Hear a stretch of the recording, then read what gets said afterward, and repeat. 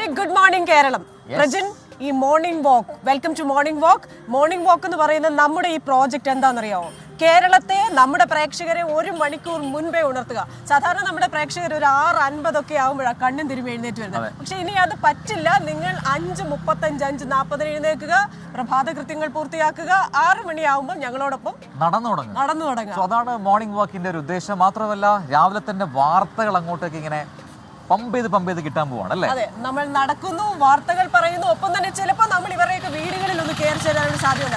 ചിലപ്പോൾ ഞങ്ങൾക്ക് ഒരു ചായ വേണം, അല്ലെങ്കിൽ കുറച്ച് വെള്ളം വേണം.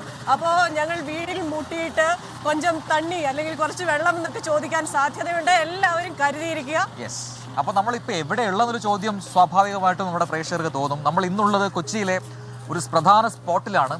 ഒരുപക്ഷെ കായിക പ്രേമികളും അല്ലെങ്കിൽ എനിക്ക് തോന്നുന്നു കൊച്ചിയിലുള്ള എല്ലാവരും ഒരു തവണെങ്കിലും വന്ന് പോയിരിക്കുന്ന ഒരിടമായിരിക്കും ഇത്. പറഞ്ഞു വരുന്നത് കലൂർ ജവഹർലാൽ നെഹ്റു സ്റ്റേഡിയമാണ്. ISLന്റെ ആ ഒരു ഫീലൊക്കെ ഉണ്ട്. നമ്മുടെ കേരള ബ്ലാസ്റ്റേഴ്സിന്റെ മഞ്ഞ നിറത്തിലുള്ള ബോർഡുകൾ നമുക്ക് കാണാം. മാത്രമല്ല, ഒരുപാട് ഈ സ്റ്റേഡിയത്തിന് ചുറ്റും ഈ മോർണിംഗ് വാക്കിനും ജോഗിങ്ങിനുമായിട്ട് ഒരുപാട് പേർ വരുന്നൊരു പ്ലേസ് കൂടിയാണ്. അപ്പോൾ നമുക്ക് ഒരുപാട് പേരെ പരിചയപ്പെടാനുണ്ട്. ആ സമയത്ത് വാർത്തകളും പ്രേക്ഷകരിലേക്ക് എത്തും. അപ്പോൾ എല്ലാ പ്രേക്ഷകർക്കും ഒരിക്കൽ കൂടി സ്വാഗതം.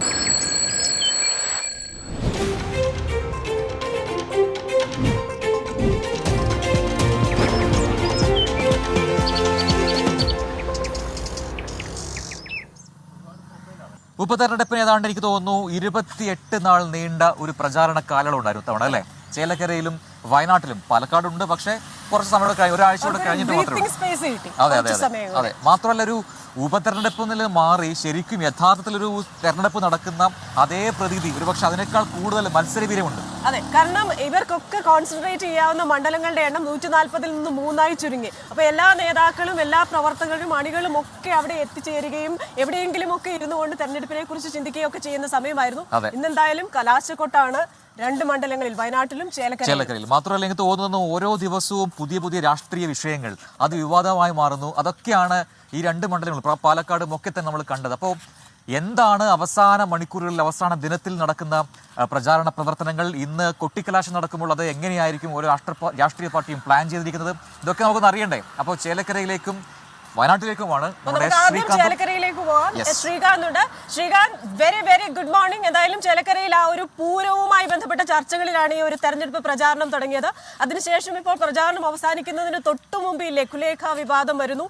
ഈ അവസാന വട്ടം എന്തൊക്കെയായിരിക്കും അവിടെ പ്രചാരണ വിഷയങ്ങൾ? ആ സ്ഥാനാർത്ഥികളുടെ ഒരു നെട്ടോട്ടവും, നമ്മുടെ ഉത്രാടപ്പാച്ചിൽ എന്ന് പറയുന്ന പോലെ ആ ഒരു പാച്ചിലൊക്കെ ഉണ്ടല്ലോ, അതിനുശേഷമുള്ള കൊട്ടിക്കലാശം ഒന്ന് പറയൂ വേഗം.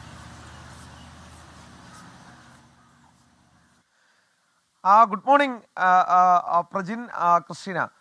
ഏറ്റവും പ്രധാനപ്പെട്ട കാര്യമെന്ന് പറയുന്നത് ഇന്ന് നടക്കാൻ പോകുന്ന കൊട്ടിക്കലാശമാണ്. രാഷ്ട്രീയ കേരളത്തിൻ്റെ മുഴുവൻ ശ്രദ്ധയും ഇന്ന് ചേലക്കരയിലും വയനാട്ടിലുമായിരിക്കും എന്നുള്ളതാണ് ഏറ്റവും പ്രധാനപ്പെട്ട കാര്യം. കാരണം ഇപ്പോൾ കൃഷ്ണ പറഞ്ഞ് അവസാനിപ്പിച്ച പോലെ 140 മണ്ഡലങ്ങളിൽ നിന്ന് 3 മണ്ഡലങ്ങളിലേക്ക് ചുരുങ്ങി എല്ലാ നേതാക്കളും പറന്നിറങ്ങിയ സ്ഥലങ്ങൾ ഈ 2 എണ്ണമാണ്. പാലക്കാടുണ്ട്, പക്ഷെ അത് 20-ാം തീയതിയാണ്. ഇവിടെ കൊട്ടിക്കലാശം നടക്കാൻ പോകുമ്പോൾ അത് പരമാവധി കൊഴുപ്പിക്കുക എന്നുള്ളതാണ് ഈ രാഷ്ട്രീയ പാർട്ടികൾ എല്ലാവരും തന്നെ ഉദ്ദേശിക്കുന്നത്. അതിനു വേണ്ടിയുള്ളതെല്ലാം അവർ ഒരുക്കുകയും ചെയ്തിട്ടുണ്ട്. ഇന്ന് വൈകുന്നേരത്താണ് ഈ ചേലക്കര ബസ് സ്റ്റാൻഡിൽ 3 സൈഡുകളിൽ നിന്നായി ഈ റാലികൾ തുടങ്ങും. ഇവരുടെ കൊട്ടിക്കലാശത്തിനുള്ള റാലികൾ ആരംഭിക്കും. BJPയുടെയും അതോടൊപ്പം LDFന്റെയും UDFന്റെയും റാലികൾ ആരംഭിച്ച് അത് ചേലക്കര ടൗണിലെത്തി അവസാനിക്കുന്ന രീതിയിലാണ് നിശ്ചയിച്ചിട്ടുള്ളത്. പോലീസ് വലിയ കരുതലെടുത്തിട്ടുണ്ട്. ഇനിയിപ്പോൾ കൃഷ്ണ പറഞ്ഞു വന്നതുപോലെ ഇവിടെ ഈ പ്രചാരണം തുടങ്ങിയത് അന്തിമഹാകാളൻകാവിലെ വെടിക്കെട്ടുമായി ബന്ധപ്പെട്ട വിഷയമാണ്. അന്തിമഹാകാളൻകാവിൽ വെടിക്കെട്ട് നടക്കുന്നില്ല, 2 വർഷമായി. അക്കാര്യം ഉന്നയിച്ചുകൊണ്ട് BJP CPMനെതിരെ അതൊരു ആയുധമാക്കുകയാണ് ഉണ്ടായത്. പിന്നീട് വിഷയങ്ങൾ പലതും മാറിമറിഞ്ഞു വന്നു. കെ രാധാകൃഷ്ണൻ തെരഞ്ഞെടുപ്പ് പ്രചാരണത്തിൽ നിന്നും വിട്ടുനിൽക്കുന്നു എന്ന CPIMലെ പ്രശ്നം, കോൺഗ്രസിൽ NK സുധീറും PV അൻവറും കൂടി രമ്യ ഹരിദാസിനിട്ട് പണികൊടുത്ത പ്രശ്നം, അങ്ങനെ പലതും മാറിമറിഞ്ഞ് ഇന്നലെ ആയപ്പോൾ ഏറ്റവും ഒടുവിൽ നമ്മുടെ അശ്വം പാലാഴിയാണ് ഒരു വാർത്ത ബ്രേക്ക് ചെയ്തത്. അതായത് വർഗീയ കാർഡ് ഇറക്കി BJP ഏറ്റവും ഒടുവിൽ വോട്ട് പിടിക്കാൻ ശ്രമിക്കുന്നു എന്നുള്ള വാർത്ത കൂടി പുറത്തു വന്നിട്ടുണ്ട്. എന്തായാലും പല വിഷയങ്ങൾ കണ്ടു. പാലക്കാട്ടേതുപോലെയും വയനാട്ടിലേതുപോലെയും അങ്ങനെ ഒരു ഹെവി വെയിറ്റ് മത്സരമൊന്നും നടക്കുന്ന സ്ഥലമല്ല ഈ ചേലക്കര എന്ന് പറയുന്നത്. കാരണം ഇതൊരു ഗ്രാമീണ മേഖലയാണ്. ഇവിടുത്തെ ഗ്രാമത്തിലെ വികസന പ്രശ്നങ്ങളൊക്കെ പറഞ്ഞ് രാഷ്ട്രീയമൊക്കെ പറഞ്ഞ് അങ്ങനെ മുന്നോട്ട് പോയൊരു സ്ഥലമാണ് ചേലക്കര. അവിടെ CPM-നെ സംബന്ധിച്ചിടത്തോളം അവരുടെ പൊന്നാപുരം കോട്ടയാണ്. പക്ഷേ കോട്ടയൊന്ന് വിറച്ചിട്ടുണ്ട്. രമ്യ ഹരിദാസും K ബാലകൃഷ്ണനും ചേർന്നാവുന്ന വിറപ്പിച്ചിട്ടുണ്ട്. മുഖ്യമന്ത്രി 3 ദിവസങ്ങളിലായി ഏതാണ്ട് 9 യോഗങ്ങളിലാണ്, പൊതുയോഗങ്ങളിലാണ് ഇവിടെ പങ്കെടുക്കുകയുണ്ടായത് ഈ തെരഞ്ഞെടുപ്പ് പ്രചാരണ കാലയളവിൽ. അതിൽ നിന്ന് തന്നെ CPM എത്രത്തോളം പ്രാധാന്യം ഈ തെരഞ്ഞെടുപ്പിന് കൊടുക്കുന്നുണ്ട് എന്ന് വ്യക്തം. രണ്ടാമത്തേത് കോൺഗ്രസ് ആണ്.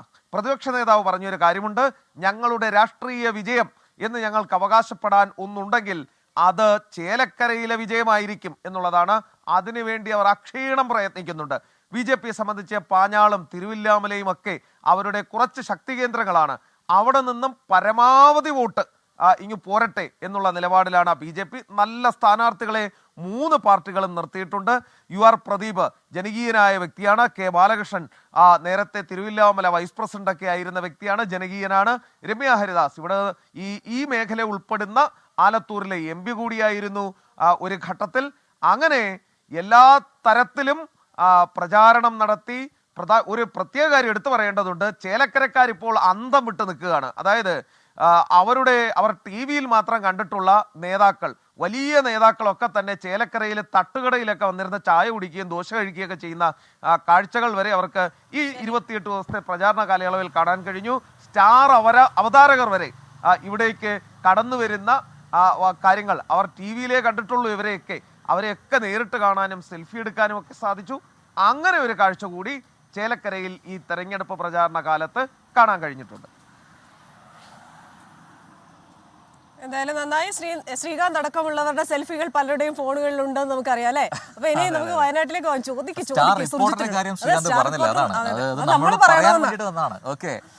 ഓക്കെ ശ്രീകാന്ത്, അപ്പൊ വൈകിട്ട് കൊട്ടിക്കലാശന സമയത്ത് ഒന്ന് പെരുപ്പിക്കണം നമുക്ക് കാര്യങ്ങളൊക്കെ.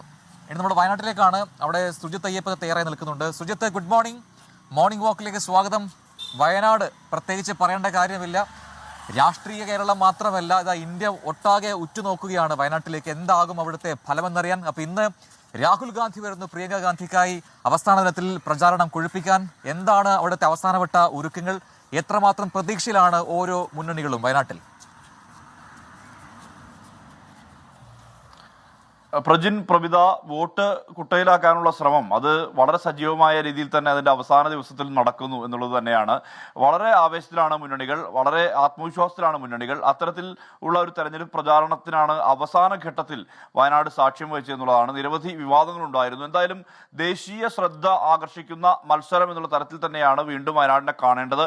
രാഹുൽ ഗാന്ധി മാറി, ഒടുവിൽ സഹോദരി പ്രിയങ്ക ഗാന്ധി തന്നെ ഇവിടേക്ക് മത്സരരംഗത്തേക്ക് വരുന്നതോടുകൂടി ആ ഒരു കളം അത് ദേശീയ പ്രാധാന്യത്തിന്റെ ആ ഒരു നിറവിലേക്ക് എത്തിയിരിക്കുകയാണ് വയനാട് ലോക്സഭാ മണ്ഡലം എന്ന് പറയുന്നത്. ഇന്ന് കൊട്ടിക്കലാശം നടക്കുന്നത് വിവിധ കേന്ദ്രങ്ങളിലാണ്. അതായത് നിയോജക മണ്ഡലം അടിസ്ഥാനത്തിലാണ് കൊട്ടിക്കലാശം നടക്കുന്നത്. അതിൽ പരമാവധി ആളുകളെ എത്തിച്ച് അത് കൊഴുപ്പിക്കാൻ, അതൊരു ശക്തി പ്രകടനമാക്കി മാറ്റാനുള്ള ശ്രമമാണ് എല്ലാ മുന്നണികളും നടത്തുന്നത്. ഇന്ന് UDF-ന്റെ കൊട്ടിക്കലാശ പരിപാടികൾ നടക്കുന്നത് പ്രധാനമായും ഇന്ന് രാവിലെ രാഹുൽ ഗാന്ധി കൂടി ഇന്ന് എത്തുന്നുണ്ട്. രാഹുൽ ഗാന്ധി കൂടി എത്തുന്ന മുറയ്ക്ക് ബത്തേരിയിൽ രാവിലെ ഒരു റോഡ് ഷോ, വിപുലമായ റോഡ് ഷോ, ഏതാണ്ട് 1 കിലോമീറ്ററോളം ദൈർഘ്യമുള്ള പ്രദേശത്തുകൂടി അസംഷൻ ജംഗ്ഷനിൽ നിന്ന് ചുങ്കം ജംഗ്ഷൻ വരെ റോഡ് ഷോ വിപുലമായ രീതിയിൽ തന്നെ പ്രിയങ്ക ഗാന്ധിയും രാഹുൽ ഗാന്ധിയും നടത്തുന്നുണ്ട്. അതിൽ പരമാവധി പ്രവർത്തകരെ എത്തിക്കാനുള്ള ശ്രമം നടക്കുന്നു. അതിനുശേഷം നേരെ പോകുന്നത് പിന്നീട് തിരുവമ്പാടിയിലേക്കാണ്. തിരുവമ്പാടിയിൽ ഇന്ന് ഉച്ചയ്ക്ക് ശേഷം 3 മണിയോടുകൂടി അവിടെ തിരുവമ്പാടി മണ്ഡലത്തിൽ ഒരു ശക്തി പ്രകടനം തന്നെ കാഴ്ചവെക്കാനുള്ള ശ്രമമാണ് സ്ഥാനാർത്ഥിയും ഒപ്പം തന്നെ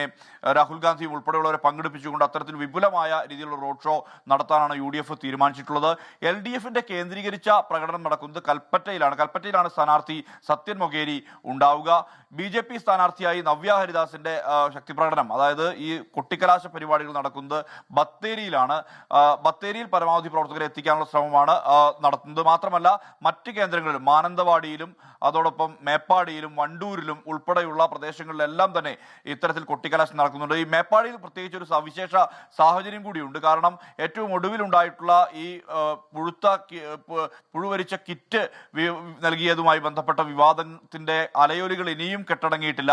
അതുമായി ബന്ധപ്പെട്ട് ഇന്ന് ചില സമര പരിപാടികൾ ഇടതുപക്ഷ സംഘടനകൾ ആസൂത്രണം ചെയ്തിട്ടുമുണ്ട്. അതെല്ലാം തന്നെ ആ ഒരു ക്യാമ്പയിൻ ഉയർത്തി നിർത്തി അത് വോട്ടാക്കി മാറ്റുക എന്നുള്ള ലക്ഷ്യം തന്നെയാണ് ഇപ്പോഴും ഉള്ളത്. അതിന്റെ ഭാഗമായാണ് ഇന്ന് ഈ കൊട്ടിക്കലാശ ദിവസം ഇത്തരത്തിലുള്ള വിപുലമായ സമര പരിപാടികൾ ആസൂത്രണം ചെയ്തിട്ടുള്ളത്. അത് പരസ്പരം ആരോപണ പ്രത്യാരോപണങ്ങളിലേക്ക് ഈ വിഷയം എത്തുന്ന ഒരു സാഹചര്യം കൂടി ഉണ്ടായിരുന്നു. എന്തായാലും വളരെ ആത്മവിശ്വാസത്തിലാണ് മുന്നണികൾ. ഇതിൽ ഈ കഴിഞ്ഞ ദിവസവും ഈ സ്ഥാനാർത്ഥികളെ കണ്ടിരുന്നു. കഴിഞ്ഞ ദിവസം പ്രിയങ്ക ഗാന്ധി ഇവിടേക്ക് എത്തിയിരുന്നു. അവർ പല ഘട്ടങ്ങളിലും വലിയ ആത്മവിശ്വാസം പ്രകടിപ്പിച്ചു. അതോടൊപ്പം തന്നെ ഭൂരിപക്ഷം വർദ്ധിപ്പിക്കാൻ കഴിയുമെന്നുള്ള പ്രതീക്ഷ, ഈ 5 ലക്ഷം കടക്കുമെന്നുള്ള പ്രതീക്ഷ വീണ്ടും ആവർത്തിക്കുന്നുണ്ട് UDF കേന്ദ്രങ്ങൾ. അതോടൊപ്പം LDF വിജയം കൊയ്യും. കാരണം സത്യൻ മൊകേരി അനുഭവ സമ്പത്തുള്ള ആളാണ്. സ്വാഭാവികമായും ഈ മണ്ഡലം അറിയുന്ന, മണ്ണറിയുന്ന, ഈ മണ്ണിന് തൊട്ട് നിൽക്കുന്ന നേതാവാണ്. അതുകൊണ്ട് തന്നെ അദ്ദേഹം വിജയിക്കുമെന്നുള്ള ആത്മവിശ്വാസം LDF പ്രകടിപ്പിക്കുന്നു. ഈ BJP സ്ഥാനാർത്ഥിയെ സംബന്ധിച്ച് യുവ മുഖമാണ്. സ്വാഭാവികമായും അതിനൊരു അംഗീകാരം ലഭിക്കുമെന്നുള്ള പ്രതീക്ഷ BJPയും പങ്കുവെക്കുന്നു. ക്രിസ്റ്റീന, പ്രജിത്ത്. ശരി, എന്തായാലും സുർജു എല്ലാവരും പ്രതീക്ഷയിലാണ്. പക്ഷെ ഒരു കാര്യം ഞാൻ മറക്കത്തില്ല, എന്റെ പേര് തെറ്റിച്ച് പറഞ്ഞു. ക്ഷമിക്കില്ല. രാവിലെ തന്നെ എല്ലാം കൊടുക്കാം. വൈകുന്നേരത്തിനകത്ത് 2 എല്ലാം കൊടുത്തതിന് ശേഷം നമുക്കൊരു റെഡ് കാർഡ് കൊടുക്കാം അല്ലെ? സുജിത്തെ, ക്രിസ്റ്റീന ചെറിയനാണ് ഈ പ്രേമിയൊന്ന് നമ്മുടെ ഷോ വന്നതിന് ശേഷം വന്നുകൊണ്ടിരിക്കുന്നുണ്ട്.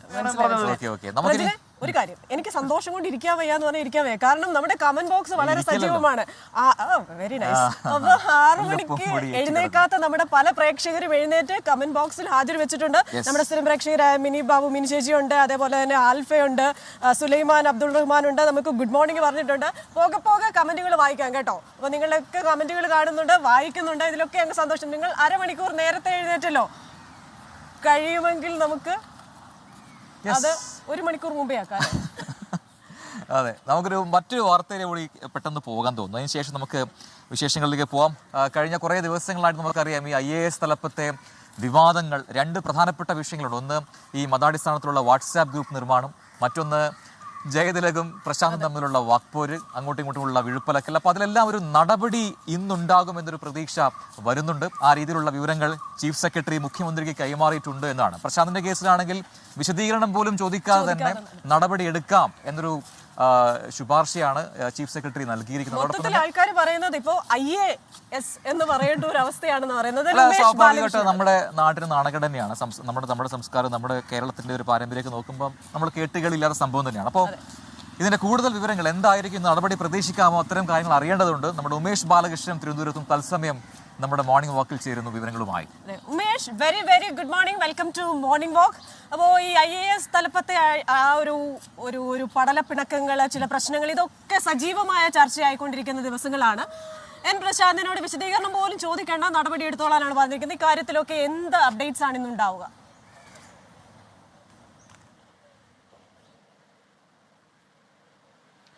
Good morning Christina, good morning Prajin. എന്തായാലും ഒടുവിൽ ചീഫ് സെക്രട്ടറി ശാരദാ മുരളീധരൻ ഒടുവിൽ ഇപ്പോൾ വടിയെടുത്തിട്ടുണ്ട്. ഇന്ന് നടപടി ഉണ്ടാകും. പ്രത്യേകിച്ച് മത അടിസ്ഥാനത്തിലുള്ള വാട്സപ്പ് ഗ്രൂപ്പ് ഉണ്ടാക്കിയ ഗോപാലകൃഷ്ണനെതിരെയുള്ള നടപടി ഇന്നുണ്ടാകുമെന്ന് തന്നെയാണ് പ്രതീക്ഷിക്കുന്നത്. പക്ഷേ അഡീഷണൽ ചീഫ് സെക്രട്ടറി ജയതിലകിനെതിരെയുള്ള ഫേസ്ബുക്കിലൂടെയുള്ള അധിക്ഷേപത്തിനും വിമർശനത്തിനും പ്രശാന്തിനെതിരെ എന്ത് നടപടി ഉണ്ടാകുമെന്നുള്ളതും ഏറ്റവും നിർണായകമാണ്. പ്രശാന്തിനെതിരെ കാരണം കാണിക്കൽ പോലും നടത്താതെ, വിശദീകരണം പോലും ചോദിക്കാതെ നടപടിയെടുക്കാം എന്നുള്ളതാണ് ഇപ്പോൾ ചീഫ് സെക്രട്ടറിയുടെ റിപ്പോർട്ടിൽ പറയുന്നത്. അതിന് കാരണം നേരത്തെ തന്നെ പ്രശാന്തിന് നടപടി ഉണ്ടാകുമെന്നുള്ള സൂചനകൾ നൽകിയിട്ടും ആ സൂചനകളൊന്നും ഉൾക്കൊള്ളാതെ നിരന്തരമായി ഫേസ്ബുക്കിലൂടെ ഇന്നലെയും അധിക്ഷേപങ്ങളും വിമർശനങ്ങളും തുടർന്നുകൊണ്ടിരുന്നു. കഴിഞ്ഞ ദിവസം മുൻ മന്ത്രി മേഴ്സിക്കുട്ടിയമ്മയ്ക്കെതിരെയും വിമർശനമുണ്ടായിരുന്നു. ഒടുവിൽ ആ ഒരു വിശദീകരണം പോലും ചോദിക്കാതെ തന്നെ നടപടിയെടുക്കാവുന്ന കുറ്റമാണ്, ഇത്തരത്തിൽ പെരുമാറ്റച്ചട്ട ലംഘനമാണ് നടത്തിയിരിക്കുന്നത് എന്നുള്ള ശുപാർശയാണ് ഇപ്പോൾ ചീഫ് സെക്രട്ടറി നൽകിയിരിക്കുന്നത്. അതിന് കാരണം മന്ത്രിസഭ അംഗീകരിച്ച് സർക്കാർ നിയോഗിച്ച ഒരു ഉദ്യോഗസ്ഥനാണ് ജയതിലക്. ഇത്തരത്തിൽ ജയതിലക് സർക്കാർ നിർദ്ദേശിച്ച പ്രകാരമാണ് പ്രശാന്തിനെതിരെ റിപ്പോർട്ട് തയ്യാറാക്കുകയും അന്വേഷണം നടത്തുകയും ചെയ്തത്. ആ രീതിയിൽ അത്തരത്തിൽ അന്വേഷണം നടത്തിയ ഒരു ഉദ്യോഗസ്ഥനെതിരെ നിരന്തരമായി ഫേസ്ബുക്കിലൂടെ, സോഷ്യൽ മീഡിയയിലൂടെ അധിക്ഷേപങ്ങൾ ചൊരിയുന്നതും വിമർശനങ്ങൾ ഉന്നയിക്കുന്നതുമെല്ലാം പെരുമാറ്റച്ചട്ട ലംഘനം തന്നെയാണ്. സർക്കാർ ഉദ്യോഗസ്ഥനെതിരെയുള്ള ഒരു ഉദ്യോഗസ്ഥൻ പാലിക്കേണ്ട പെരുമാറ്റച്ചട്ടങ്ങളുടെ ലംഘനം തന്നെയാണ് എന്നാണ് ചീഫ് സെക്രട്ടറി വിലയിരുത്തിയിരിക്കുന്നത്. എന്നാൽ പ്രശാന്ത് പറയുന്നത് താൻ ഒരു വിസിൽ ബ്ലോവർ ആണ് എന്നുള്ളതാണ്. താൻ പറഞ്ഞില്ല എങ്കിൽ മറ്റാരും ഇത് പറയില്ല. താൻ നടത്തുന്നത് ഒരു അച്ചടക്ക ലംഘനമല്ല. കാരണം ഉദ്യോഗസ്ഥനെ വിമർശിക്കാം, പക്ഷേ സർക്കാരിനെ വിമർശിച്ചുകൂടാ എന്നുള്ളത് മാത്രമാണ് ഒരു ഉദ്യോഗസ്ഥനുള്ള ഒരു പെരുമാറ്റച്ചട്ടം. പക്ഷേ താൻ നടത്തുന്നത് ഉദ്യോഗസ്ഥനെതിരെയുള്ള വിമർശനം അല്ലെങ്കിൽ തുറന്നു പറച്ചിലാണ്. അതുകൊണ്ട് തന്നെ അത്തരത്തിലൊരു വിസിൽ ബ്ലോവർ ആക്ട് പ്രകാരമുള്ള സംരക്ഷണം തനിക്ക് മതി എന്നുള്ള നിലപാടാണ് ഇപ്പോൾ പ്രശാന്ത് സ്വീകരിച്ചിരിക്കുന്നത്. അതുകൊണ്ട് തന്നെ അച്ചടക്ക നടപടി, അതായത് സസ്പെൻഷൻ അടക്കമുള്ള നടപടിയിലേക്ക് പോകുമ്പോൾ, ഒരു പ്രത്യേകിച്ച് ഒരു IAS ഉദ്യോഗസ്ഥനെതിരെയുള്ള സസ്പെൻഷൻ അടക്കമുള്ള നടപടിയിലേക്ക് പോകുമ്പോൾ ചില മാനദണ്ഡങ്ങൾ പാലിക്കേണ്ടതുണ്ട്. അതുകൊണ്ട് തന്നെ ഒരുപക്ഷെ തുടക്കത്തിൽ സസ്പെൻഷൻ ആകാൻ സാധ്യത കുറവാണ് എന്നും വിലയിരുത്തുന്നുണ്ട്. തുടക്കത്തിൽ ചുമതലകളിൽ നിന്ന് മാറ്റി നിർത്തി അതിനുശേഷം പ്രത്യേകമായ ഒരു അന്വേഷണം നടത്തിയ ശേഷമുള്ള ഒരു നടപടിയിലേക്ക് പോകാനുള്ള സാധ്യതയാണുള്ളത്. എന്തായാലും നമ്മൾ ഇന്ന് ഗോപാലകൃഷ്ണനെതിരെയുള്ള നടപടി ഇന്നുണ്ടാകുമെന്നുള്ളതാണ് പ്രതീക്ഷ. മതാടിസ്ഥാനത്തിലുള്ള വാട്സപ്പ് ഗ്രൂപ്പ് ഉണ്ടാക്കിയതിൽ കൃത്യമായ വിശദീകരണം നൽകാൻ ഗോപാലകൃഷ്ണന് കഴിഞ്ഞില്ല. പോലീസ് അന്വേഷണത്തിൽ തന്റെ മൊബൈൽ ഹാക്ക് ചെയ്തു എന്നുള്ള ഒരു വിശദീകരണമാണ് നൽകിയത്. പക്ഷേ അത്തരത്തിൽ ഹാക്ക് ചെയ്യപ്പെട്ടിട്ടില്ല എന്ന് പോലീസ് അന്വേഷണത്തിൽ കണ്ടെത്തിയിട്ടുണ്ട്.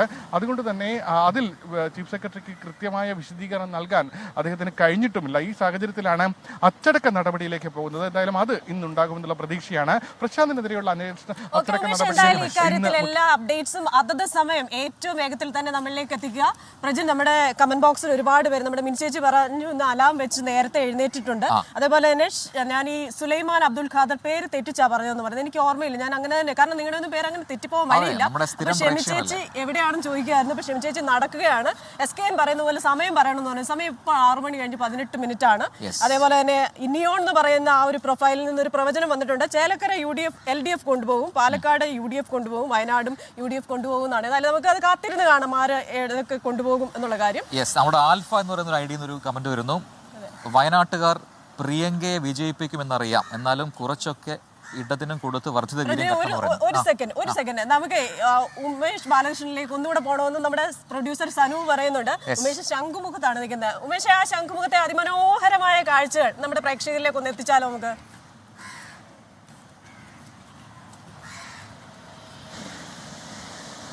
തീർച്ചയായും ആ ഒരു കാഴ്ചകൾ കൂടി കാണിച്ചാൽ, കാരണം പ്രേക്ഷകർ ഇതെല്ലാം കാണുന്നുണ്ട്, അപ്പോൾ ഇത് എവിടെയാണെന്നെല്ലാം പ്രേക്ഷകർക്ക് സംശയം ഉണ്ടാകാൻ സാധ്യതയുണ്ട്. അതുകൊണ്ടാണ് നമുക്ക് ഇത് ശംഖുമുഖം ബീച്ചാണ്, തിരുവനന്തപുരം നഗരത്തോട് ചേർന്ന് നിൽക്കുന്ന പ്രധാന ബീച്ചുകളിലൊന്ന്, ഏറ്റവും മനോഹരമായ തിരുവനന്തപുരം ബീച്ചുകളിലൊന്ന്. ഇന്നിപ്പോൾ നമ്മൾ ഈ മത്സ്യബന്ധനത്തിന് പോയ ആളുകളെല്ലാം ഇപ്പോൾ വള്ളത്തിൽ തിരികെ എത്താൻ, കരയിലേക്ക് അടുപ്പിക്കാനുള്ള ഒരു പ്രയാസമെല്ലാം ഉണ്ട്. എന്തായാലും ഈ കരയിലേക്ക് കമ്പ വലിച്ച് കയറ്റാൻ നിൽക്കുന്ന ആളുകളെല്ലാം ആ വള്ളത്തെ കാത്തു നിൽക്കുകയാണെന്ന് തോന്നുന്നു. എന്തായാലും നടക്കാൻ ഇറങ്ങിയ ആളുകളുണ്ട്, കുറച്ച് പേരുണ്ട്. ചേട്ടാ ഹായ്, മോർണിംഗ്. അപ്പോൾ അങ്ങനെ നടക്കാൻ ഇറങ്ങിയ എയർപോർട്ടിൽ വന്നതായിരുന്നു. ബീച്ചൊക്കെ എങ്ങനെയുണ്ട്? പങ്കുവെക്കുന്നത് അപ്പോൾ ഉമേഷ് ബാലകൃഷ്ണനാണ് ശംഖുമുഖത്തെ രസകരമായ കാഴ്ചകൾ പങ്കുവച്ചത്. ഇനിയിപ്പോൾ കമന്റുകളിലേക്ക് വന്നു കഴിഞ്ഞാൽ ഒരുപാട് പേർ ഇപ്പോഴും കമന്റ് ചെയ്തുകൊണ്ടിരിക്കുന്നു. ആൽഫ, അതുപോലെ മിനി ബാബു, നമ്മുടെ സ്ഥിരം പ്രേക്ഷകരെല്ലാം ഒന്നിനു പിറകെ ഒന്നായി എത്തിയിട്ടുണ്ട് നമ്മുടെ കമന്റ് ബോക്സിൽ. Sanuvi Nair, Shanu S, Hussain, US Razak, Sulekha Noushad, Fazal CH, Gopinathan, Akshaya, angel, Abubakar, Rahul Dev. ഇനി ബാക്കി എനിക്ക് തോന്നുന്നു കുറച്ച് നമുക്ക് ഷാജി കൊണ്ടർ പറയുന്നത് കുറച്ച് സ്പീഡ് കിടക്കാം. അപ്പൊ നമുക്ക് സ്പീഡ് കിടക്കാം. പക്ഷെ എന്തൊക്കെ പറഞ്ഞാലും എനിക്ക് തോന്നുന്നു ഒരു ഇടവേള ആവശ്യമുണ്ട്. അപ്പൊ ആ ഇടവേള സമയത്ത് ക്രിസ്റ്റീന പറയുന്നു, ഇപ്പം സ്റ്റേഡിയം റൗണ്ടിൽ എത്തിയ സ്ഥിതിക്ക് ചായ അല്ല, അതിന് മുമ്പ് പറഞ്ഞ കാര്യം പറയാം. അതായത് മോർണിംഗ് വാക്കാണ്, പക്ഷേ മോർണിംഗ് റണ്ണിനെ ഒരു പഞ്ചുള്ളൂ. അതുകൊണ്ട് ക്രിസ്റ്റീന ചെറിയ ഓടാൻ പോവാണ്. ഈ ബ്രേക്ക് സമയത്ത് ക്രിസ്റ്റീന ചെറിയ ഓടും, ഇത് ചുറ്റുമോട്ട് ഓടാൻ പോവാണ്. അപ്പോൾ ഓടിക്കോ.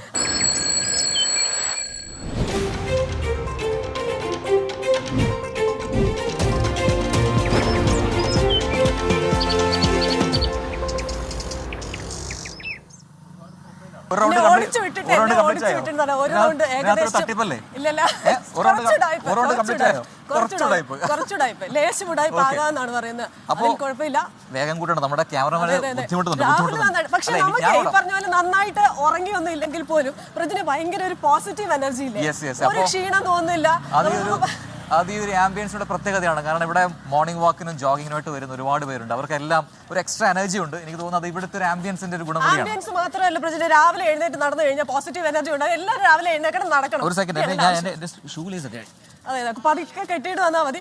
അപ്പോൾ നമുക്ക് പറയാനുള്ളത് നമ്മുടെ ആരോഗ്യ സംരക്ഷണം, മാനസികാരോഗ്യത്തിനും ശാരീരിക ആരോഗ്യത്തിനും ഒക്കെ നടപ്പ് നല്ലതാണ്. മനുഷ്യന്റെ ഷൂലേസ് കെട്ടിയിട്ടില്ല ഈ ചെറിയ കുട്ടികളെ പോലെ. ഓടി വാ, വേഗം വാ.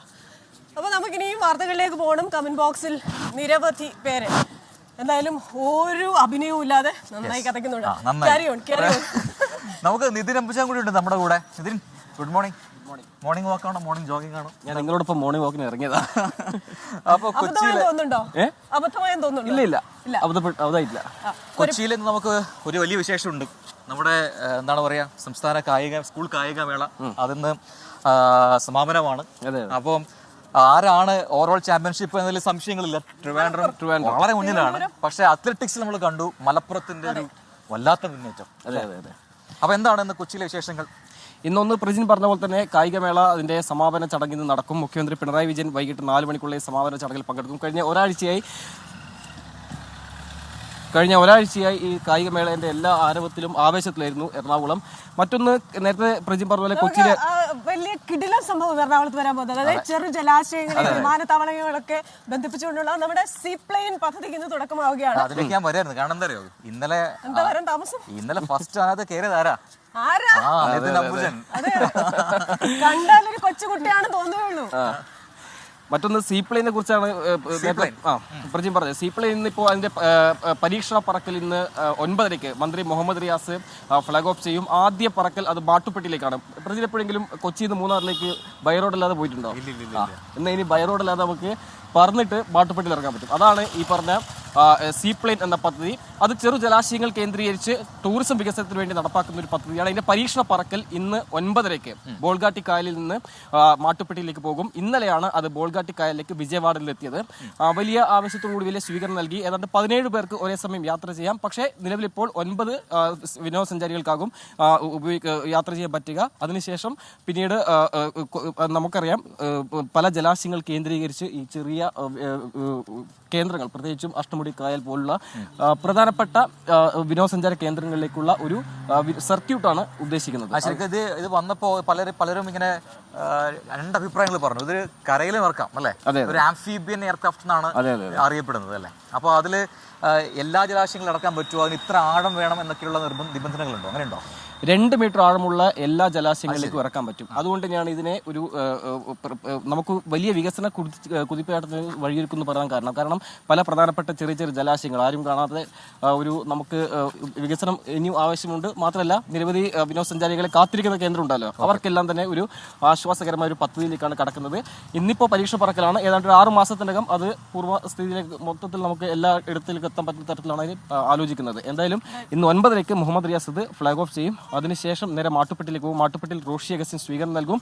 പിന്നീട് നേരെ നെടുമ്പാശ്ശേരിയിലേക്ക് പോകും. പിന്നെ അത് നേരെ സിക്കിമിലേക്കാണ് വിമാനം പോകുക. ഞാൻ പറക്കാൻ സാധ്യത.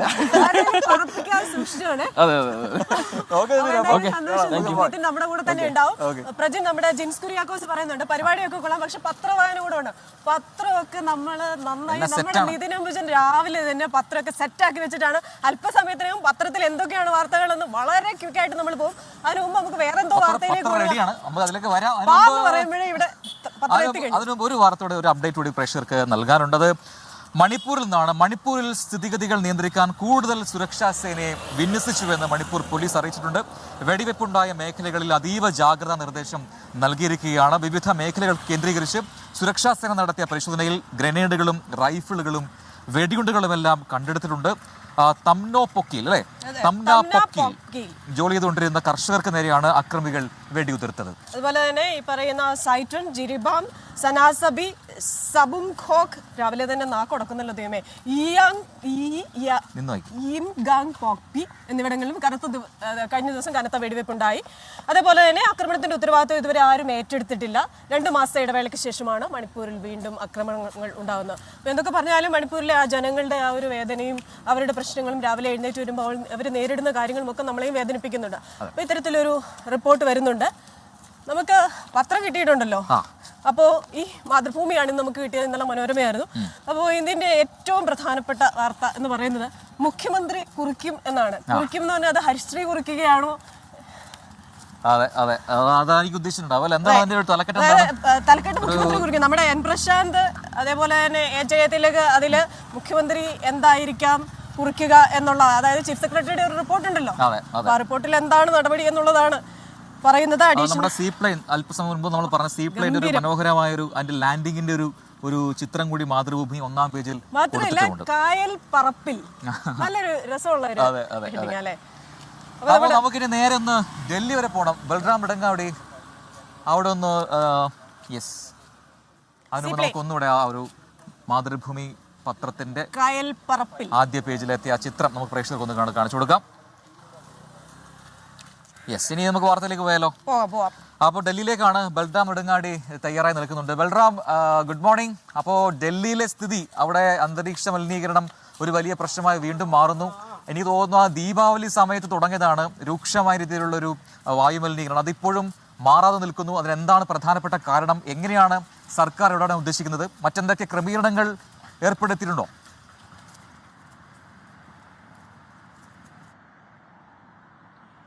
Good morning Prajin, Christina.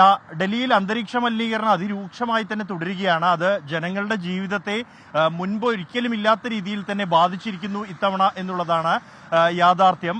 ഞാനിപ്പോൾ ഉള്ളത് ഡൽഹിയിലെ പ്രസിദ്ധമായ അക്ഷർധാം ക്ഷേത്രത്തിന്റെ പരിസരത്താണ്. നമുക്ക് ഈ ദൃശ്യങ്ങളിൽ കാണാം, ഈ ക്ഷേത്രം ഏതാണ്ട് 200 മീറ്റർ അകലെ മനോഹരമായ ആ നിർമ്മിതിയുണ്ട് എങ്കിൽ പോലും നമുക്കത് വ്യക്തമായി കാണാൻ കഴിയുന്നില്ല എന്നുള്ളതാണ് യാഥാർത്ഥ്യം. കാരണം ഈ അന്തരീക്ഷ മലിനീകരണം തന്നെയാണ്. അത്രത്തോളം പൊടിപടലങ്ങൾ അന്തരീക്ഷത്തിൽ കെട്ടി നിൽക്കുന്നുണ്ട് ഇത്തവണ. പ്രധാനമായും പ്രജിൻ സൂചിപ്പിച്ച പോലെ തന്നെ ദീപാവലി ആഘോഷത്തോടനുബന്ധിച്ചാണ് ഇത്രത്തോളം രൂക്ഷമായ ഒരു അവസ്ഥയുണ്ടായത്.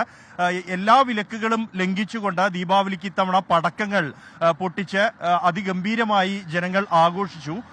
ഇത് അന്തരീക്ഷ മലിനീകരണത്തെ വർദ്ധിപ്പിച്ചു എന്നുള്ളതാണ്. അത് ഇത്തവണ ഏറ്റവും ശ്രദ്ധേയമായ ഒരു കാര്യം എന്നുള്ളത് ഈ മലിനീകരണത്തിന് കാരണമായിരിക്കുന്നത് PM 2.5 മൈക്രോൺസ് വലിപ്പമുള്ള, അതായത് അതിസൂക്ഷ്മമായ പൊടിപടലങ്ങളാണ്. അത് ജനങ്ങളെ സംബന്ധിച്ചിടത്തോളം ശ്വസിക്കുമ്പോൾ ഉള്ളിലേക്ക്, ശ്വാസകോശത്തിലേക്കും പിന്നീട് രക്തത്തിലേക്കും വരെ പടരാൻ സാധ്യതയുണ്ട് എന്നാണ് മുന്നറിയിപ്പ് നിലനിൽക്കുന്നത്. അതുകൊണ്ട് തന്നെ രാവിലെയുള്ള മോർണിംഗ് വാക്കുകൾ, ഓട്ടം, പുറത്ത് അധിക സമയം ചെലവഴിക്കരുത് തുടങ്ങിയ ജാഗ്രതാ നിർദ്ദേശങ്ങളെല്ലാം തന്നെ ആരോഗ്യ വിദഗ്ധർ നൽകിയിട്ടുണ്ട്. ഭൂരിഭാഗം ജനങ്ങൾക്കും കണ്ണരിച്ചിൽ, ശ്വാസകോശ സംബന്ധമായ അസുഖങ്ങൾ അടക്കമുള്ളവ ഉണ്ട് അടുത്തിടെ ഡൽഹിയിൽ. അതുകൊണ്ട് തന്നെ ആശുപത്രികളിലെല്ലാം തന്നെ ഇത്തരം അലർജി രോഗങ്ങളുമായി ബന്ധപ്പെട്ട് എത്തുന്ന രോഗികളുടെ എണ്ണം വർദ്ധിച്ചിട്ടുണ്ട്. ഇതിന് കാരണം പ്രധാനമായും ഈ കാർഷിക അവശിഷ്ടങ്ങൾ കത്തിക്കുന്നത് എന്നാണ് സർക്കാരുകൾ ആരോപിക്കുന്നത്. അത് പഞ്ചാബും ഹരിയാനയും ഉത്തർപ്രദേശിലെയും സർക്കാരുകൾക്കാണ് ഈ ആരോപണങ്ങൾ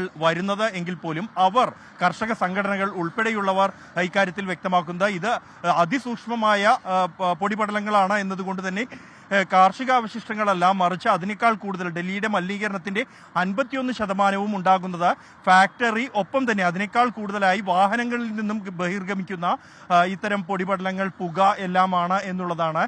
ഇത് വലിയ തർക്കത്തിനും ചർച്ചയ്ക്കും വഴിവെച്ചിരിക്കുന്നു. എന്നാൽ ഈ അന്തരീക്ഷ മലിനീകരണം നിയന്ത്രിക്കാൻ ഡ്രോണുകൾ ഉപയോഗിച്ച് വെള്ളം സ്പ്രേ ചെയ്യുന്നത് അടക്കമുള്ള നടപടികളിലേക്ക് സർക്കാർ കടന്നിട്ടുണ്ട്. അത് ഒരു പരിധിവരെ ഫലം കാണുന്നു എന്ന് തന്നെയാണ് ഡൽഹിയിലെ ആം ആദ്മി സർക്കാർ വിലയിരുത്തുന്നത്. പ്രജിൻ, ക്രിസ്റ്റീന. വെള്ളം തളിക്കുന്ന ഒരു അവസ്ഥയിലേക്ക് ഡൽഹിയിലെ മലിനീകരണം പറയാം. അപ്പൊ ഇവിടെ നമുക്ക് ആ ഡൽഹിയിലെ മലിനീകരണം കമ്പയർ ചെയ്യാൻ പറ്റിയ ഒരാളാണ്. ഇതിന് ഓടി വന്നേ മൈക്ക് ഒന്ന് ഓൺ ചെയ്ത് കൊടുത്തേ. ഇതിന് ഈ അടുത്തിടെ ഡൽഹിക്ക് പോയിരുന്നില്ലേ? അപ്പൊ ഈ ഡൽഹിയിൽ പോകുമ്പോൾ നമ്മളിങ്ങനെ ഇവിടെ സുഖമായിട്ട് നടക്കുന്നു, ഇവിടെയും മലിനീകരണം ഉണ്ടെന്ന് പറഞ്ഞാലും ആ ഡൽഹിയിലെ അവസ്ഥ ഒന്ന് ജസ്റ്റ് കമ്പയർ ചെയ്ത് പറയുമോ? ഡൽഹിയിൽ നമ്മൾ ചിന്തിക്കലപ്പുറമാണ് അവിടുത്തെ മലിനീകരണം. കാരണം നമുക്കിപ്പോൾ ഇവിടെ നിന്ന് ഇപ്പോൾ നമുക്ക് ഈ ദൃശ്യം, അതായത് നമുക്ക് ഒരു ദൂരപരിധി എല്ലാം തന്നെ നമുക്ക് സുഖമായി കാണാൻ പറ്റും. പക്ഷെ അങ്ങനെയല്ല, നമുക്ക് തൊട്ടടുത്തേക്കുന്ന ആളുകളെ പോലും, ഇനിയിപ്പോൾ തണുപ്പ് സീസൺ വരാൻ പോയാണ്, തൊട്ടടുത്തേക്കുന്ന ആളുകളെ പോലും കാണാൻ പറ്റാത്ത അവസ്ഥയിലായിരിക്കും അവിടുത്തെ മലിനീകരണം. അതുമാത്രമല്ല, ശ്വാസതടസ്സം പോലുള്ള നമ്മുടെ ആരോഗ്യ പ്രശ്നം വളരെ ഗുരുതരമാക്കുന്ന നിലയിലേക്കാണ് കാര്യങ്ങൾ പോകുക. കാരണം 400 മുകളിലാണ് പലപ്പോഴും ഡൽഹിയിലെ വായു മലിനീകരണ തോത്. നമുക്കറിയാം 200 മുകളിൽ തന്നെ പോയാൽ തന്നെ ആരോഗ്യ പ്രശ്നത്തിലേക്ക് കടക്കുക. 400 മുകളിൽ പോകുമ്പോൾ എങ്ങനെയായിരിക്കും ആ എത്രത്തോളം ഭാഗ്യം ചെയ്തവരാണെന്ന് കൂടെ ഓർക്കണം അല്ലേ? എന്നറിയില്ല. അപ്പൊ നമുക്ക് ഒരു ചെറിയ ഇടവേളയോടെ വേണം. നമ്മുടെ കമന്റ് ബോക്സ് സജീവമാണ്. ആശ പറയുന്നത് എന്നെ മറന്നുപോയി, ആശാവിയെ ഞങ്ങൾ മറക്കുമോ? ഞങ്ങളുടെ മായാവിയല്ലേ ആശാവി? അപ്പൊ അതിലേക്കൊക്കെ വരാം. ഒരുപാട് കമന്റ്സുകൾ വരുന്നുണ്ട്, പുതിയ വാർത്തകൾ വരുന്നുണ്ട്, ആ അപ്ഡേറ്റുകളൊക്കെ വരും. ചില സർപ്രൈസുകളൊക്കെ ഉണ്ട്, അത് വഴിയായി.